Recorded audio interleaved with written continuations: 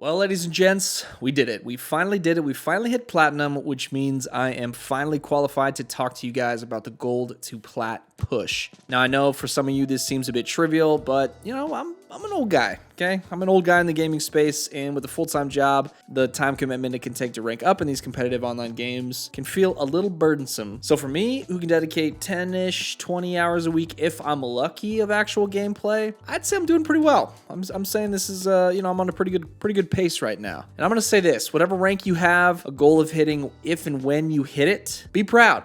Be proud of these ranks, and don't let these little doofuses diminish your accomplishments there. All right, we've all got a different route to hitting our goals, and there's no one right way to do it.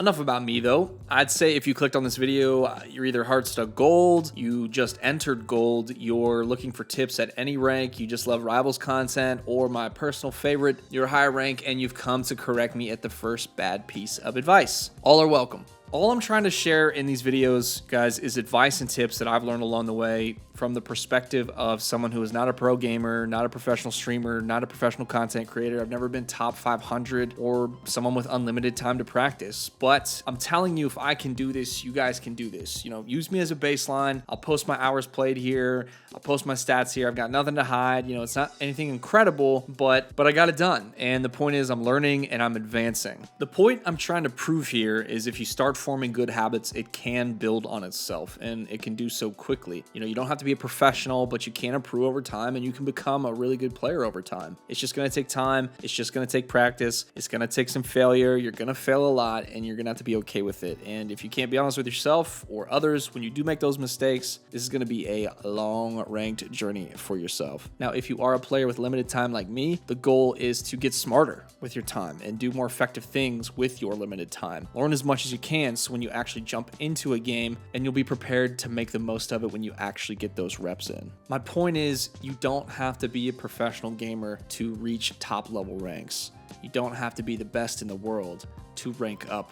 You can put in the time, you can put in the effort, you can put in the practice, and you can become a student of the game, and those things will help you rank up. So where do we start? Honestly, I think you should start with the question, what is your goal? Or what is my goal in ranked gameplay?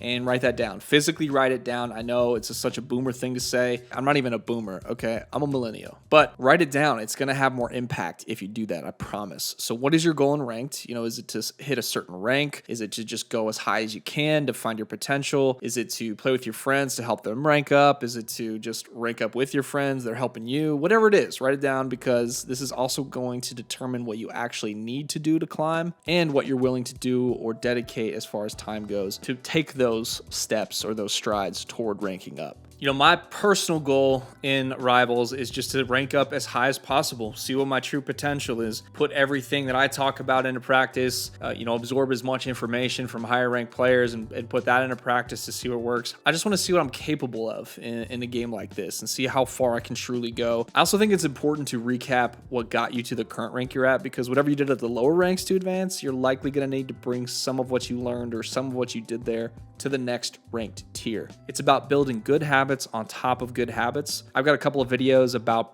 the bronze to silver and the silver to gold climbs. It's the first two videos in this series. I'll link them here. If you guys are interested in those tiers, give those a watch. And I just want to put out a big thank you to blowing those videos up. And we are so close to hitting 1,000 subs on this channel, which is just a huge personal milestone. So shout out to you guys. Thank you. I'm pumped, and I'm just having a blast making Rivals content. So we're going to keep it going. Now for the subject of today's video, the gold to plat climb and the basics you're going to need to practice in order to help get you out of this tier. The first item for me is going to be assemble a team. Now, I truly believe 2 to 3, maybe a 4-player party will greatly increase your chances of winning. This is because of communication. Your group can control certain roles, like for the team or the group of people that I play with. We have 2 guys that will always instant lock tanks, so we never, have a discussion there. There's never any confusion. We can sort of control that role, and we get used to playing around them. We know how they play around each other. They kind of know what to expect. We kind of know what to expect. In my opinion, a 6 stack is just not the move, as this game is going to search for other 6 stacks, and that's just a harder match. You're decreasing your chances because, in theory, other 6 stacks will just be harder to play. For me, 4 less is that golden number, and that way you also increase your chances of getting superior teammates. You might catch a Smurf on the way up. You might catch a party of 2 who play roles that you guys don't really want to play. In my opinion, smaller parties are the way to go. The second item here I have is just check your ego. Guys, I'm sorry, but this just isn't a high rank.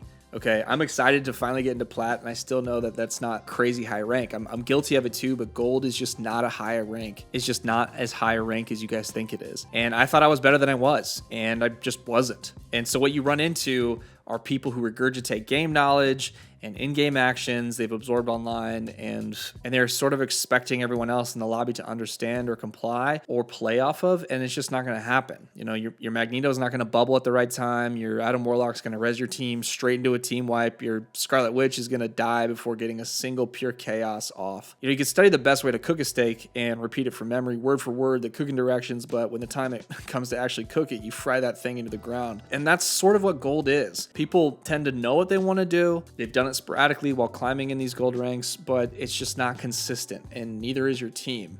So all you can control is your own consistency. You are not as good as you think you are yet, and this is still a learning phase, not just for yourself, but everyone else on your team. And if you ignore what got you out of bronze and silver, you're going to be hard stuck gold. Okay, it's definitely an ego thing. Accept that you're not as good as you think you are, and accept that you still have to learn.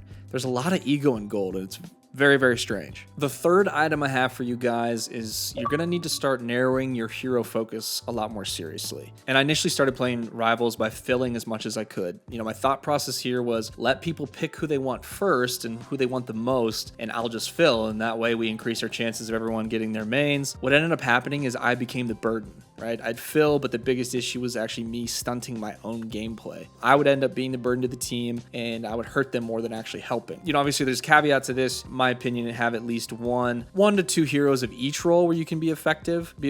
So when that game does come and you get someone who won't switch or takes your main, you know, you won't be without a plan. If you have to counter pick anyone, you're not without an answer. But for me, I just started learning tanks, and I just focused pretty much just playing Groot. I legit hate tanking, but in this game, some tanks kind of feel like DPS more. So I just started playing Groot, and I just pumped hours and hours into Groot. And once I narrowed that focus, I just started ranking up. Like immediately. I just picked one hero and started to grind out the hours. Anytime we needed a second tank, I would just switch and fill Groot. At these ranks, a competent Groot is devastating. So I just narrowed it to tank, and I narrowed it down to one tank pretty much. I'm not saying this is the best way to do it. I'm just saying this is what worked for me. And if someone picked Groot and we didn't need a tank, I would pick from a short list of DPS. So if they had flyers, I would just play Hela. If they had a heavy dive comp, I would just play Namor. And I played Winter Soldier for everything else. So I was still limiting my choices, but I always had a choice to go to. And since DPS is not my first choice, and there were so many options, I just picked the heroes I knew were strong, that could help in most situations, and that I had fun playing. I'm just trying to play the odds. Now, if DPS filled, which was the vast majority of the time, and Groot was taken, I would then default to strategist. You know, I play Cloak and Dagger, Invisible Woman, Rocket. I'm not saying these are the best heroes in their respective class. It's just what I was comfortable with. I enjoyed playing them. I thought they had a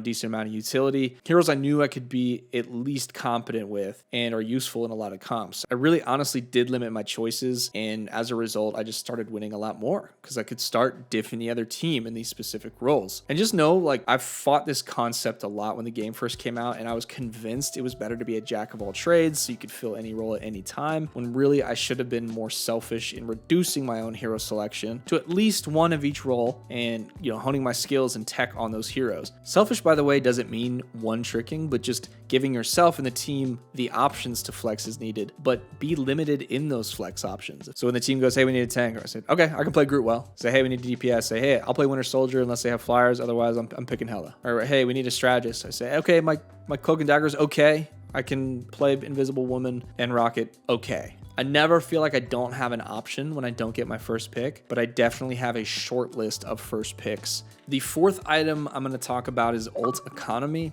Now, you're going to have a better ult economy than the enemy team. I didn't think it mattered this much in gold when the game first dropped, but players get better every day, and lobbies get harder because people get better. And this is where your well-timed ults will literally win or lose you games just based on your ult usage. And this isn't going to change at the higher ranks. Go watch some high rank gameplay.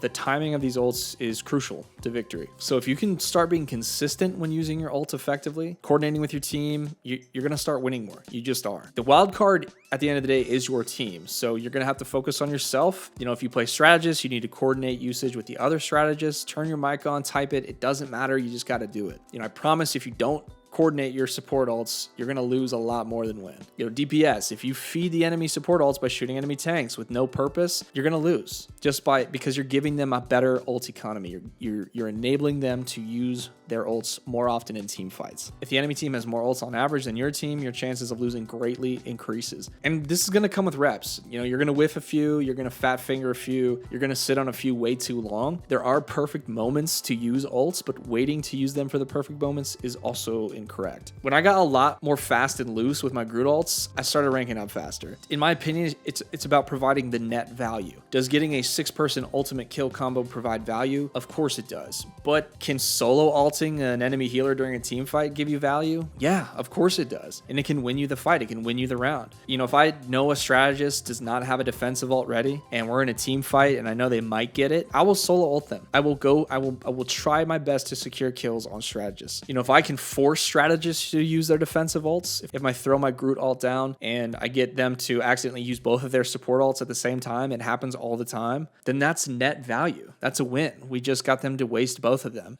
You don't have to get kills to get value out of your ult. It's still immense value for the team as a whole. If I can pull someone out of a defensive ult with the Groot ult to secure a single kill, I'm going to go for it. I will. Because the second I use it and it provides value, I start building a new ult immediately. So the net value is up. I'm winning. I'm trying to outpace the enemy team's ults. If I can beat their tanks to getting my ult, then I'll take that as a win. Even if it's just 2-to-1 ratio, that's huge. That is huge. Don't be stingy with your ults. Don't be stupid with them, but don't be stingy. Now with that, the key is value. I've thrown many a Groot ults into a Strange Shield or a Luna Dance or my Moon Knight wasn't ready to combo where I didn't tell him that I was ready and I wasted it. It's going to happen. It's going to be painful when it happens. The goal being I want as many ults as possible during a match and I want them to provide value, and value can be small. I've got 2 more items for you guys. My 5th item to be aware of, and this is where positioning and map knowledge is going to start to rear her ugly head, as they say. This is where positioning and map knowledge starts to make a difference. You need to get familiar with off angles, firing lanes, peeling. You need to know where the health packs are, what's destructible, using cover effectively, finding alternate routes to make space, take space, jump back lines. All of this sounds like a lot, but this is going to come with reps. All these items fall under the positioning umbrella, in my opinion, and great positioning in Rivals is a flow. As maps literally change, they reconstruct themselves. Enemy teams are using different strategies or change heroes. Each point or push is different. So you're going to have to be flexible. You're going to have to go with the flow of the match. It's going to take some instinct and it's just going to take a lot of reps. It's just going to take a lot of game time. Learning great positioning takes time. But there's some basic ones. Using cover should be obvious. And if you don't use cover at gold, you're not going to advance. Not only are you making it harder on your strategists, but you're feeding enemy strategists. Be hard to kill. Use cover, help your team by helping yourself. Health packs should also be a given at gold at this point. DPS, I'd argue these are primarily for you. If you didn't use a single health pack during a match, either your strategists are elite or you're being lazy. General map knowledge will also take time and reps. So something I do, honestly, is just watch high-level games. Go find high-level players, just watch them play, go watch their VODs, because the thing you're gonna notice is that they truly use the entire map. They know where the health packs are, they know where all the backdoors are, they know all the destructible windows, the weird ledges you can stand on, the weird routes to an enemy backline. Just watch a stream, watch a high-level player a few hours a week. I promise you're gonna start learning about every nook and cranny on maps that you can use to your advantage. And I promise you, a lot of people in these ranks are not doing that. It's like these little incremental improvements that will get you out of that rank. Get familiar with the term firing lanes, peeling, off angles. Peeling can be defined as when a player steps in to protect a teammate during combat. So when people are yelling at you to peel, they're saying they're in danger. Stop fighting whatever you're fighting and come save my life. That's an oversimplification, but you guys get the picture. Firing lane is in a place or position not protected from attack. So what does that mean? That means standing in a long corridor with no cover and just taking enemy fire to the face. That's nice when the enemy's in the firing lane, but don't find yourself in that firing lane without support, without help. Make sure to get familiar with off angles. These are positions that deviate slightly from expectations or more common angles on the map. So for example, if it's a super obvious hallway that everyone team fights in all the time, maybe don't fight from that vantage point. Maybe go up higher. Like, Marvel Rivals is such a vertical game. There's a lot of different stories you can get to. It's not always the best to just fire straight down the long road or whatever. Go look for a side door. They have little places all over the map. You got to go find them because you can create immense pressure, especially for strategists, by firing from off angle. Become familiar with these terms. Learn these terms, be conscious of them when playing. Ultimately, map knowledge, positioning, instinct for all these things, it comes with a lot of reps, which leads me to our last item on this video. And that item is just simply going to be reps. Simply put, play the game more. Rivals is unique for better for worse, and that you don't have to have a high win percentage to advance. Just play more games. Now, I know this is going to make some people angry. This whole, like, is GM good? You know, is GM a good rank, or do people just have a lot of time to play? It's probably a mix. There's probably some bad GM players. Well, there are some bad GM players. And then there's people who can just simply play 100 hours a week. They played the dice and they won. But just play more games. None of these items are going to improve unless you log into the game. It's like stand-up comedy. Your practice comes from being on stage in front of a crowd. You cannot get better unless you're playing the game. Now, there is no quick method to ranking up. I know there's a lot of videos out there that say the fastest way to rank up, or rank up in one day, or whatever it is, right?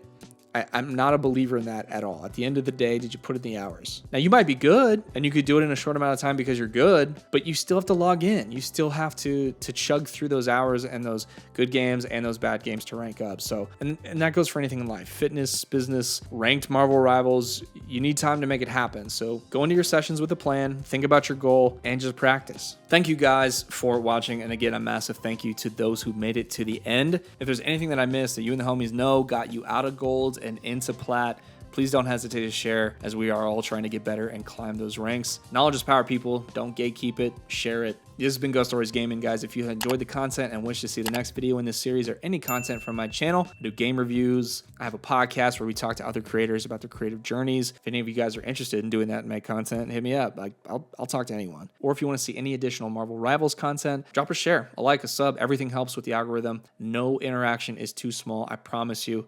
Thanks again, guys, and I'll see you in the arena. Peace.